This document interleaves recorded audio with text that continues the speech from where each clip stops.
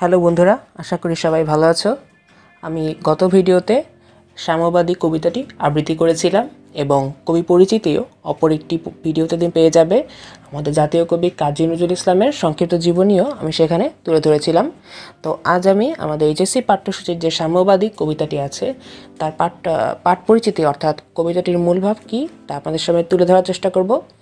সেই পর্যন্ত সবাইকে সাথে থাকার আহ্বান জানাচ্ছি। আব্দুল কাদের সম্পাদিত বাংলা একাডেমি থেকে প্রকাশিত নজরুল রচনাবলীর প্রথম খণ্ড থেকে সাম্যবাদী কবিতাটি সংকলন করা হয়েছে। 1925 খ্রিস্টাব্দে প্রকাশিত সাম্যবাদী কাব্যের অন্তর্ভুক্ত এ কবিতাটিকে বৈষম্যহীন অসাম্প্রদায়িক মানব সমাজ গঠনের প্রত্যাশা ব্যক্ত হয়েছে।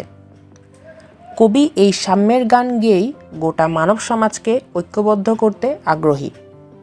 কবির বিশ্বাস, মানুষ হিসেবে স্বীকৃতি পেয়ে পরিচিত হয়ে ওঠার চেয়ে সম্মানের আর কিছু হতে পারে না। নজরুলের এই আদর্শ আজও প্রতিটি সত্যিকার মানুষের জীবনপথের প্রেরণা।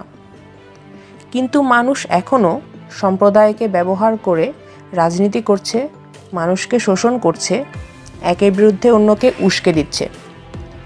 ধর্ম বর্ণ গোষ্ঠীর দোহাই দিয়ে মানুষকে পরস্পর থেকে দূরে ঠেলে দিচ্ছে। নজরুল এই কবিতায় সুস্পষ্টভাবে স্মরণ করিয়ে দিয়েছেন, মানুষের মাঝেই স্বর্গনরক মানুষেরই সুরাসুর। তাই তিনি জোর দেন অন্তর্ধর্মের ওপর।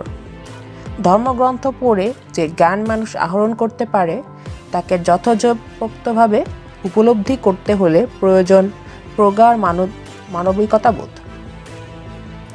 মানুষের হৃদয়ের চেয়ে যে শ্রেষ্ঠ কোনো তীর্থ নেই, এই প্রতিটি কবির স্বোপার্জিত অনুভব। এ কারণেই কবি মানসিক মেলবন্ধনের এক অপূর্ব সঙ্গীত পরিবেশন করতে আগ্রহী। এ গানে মানুষে মানুষে সব ব্যবধান ঘুচে যাবে।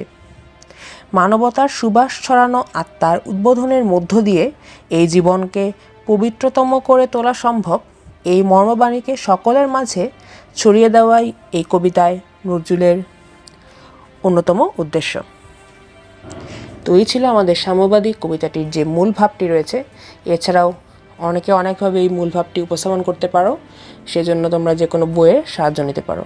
সকলকে অসংখ্য ধন্যবাদ। ভালো থাকবেন, সুস্থ থাকবেন।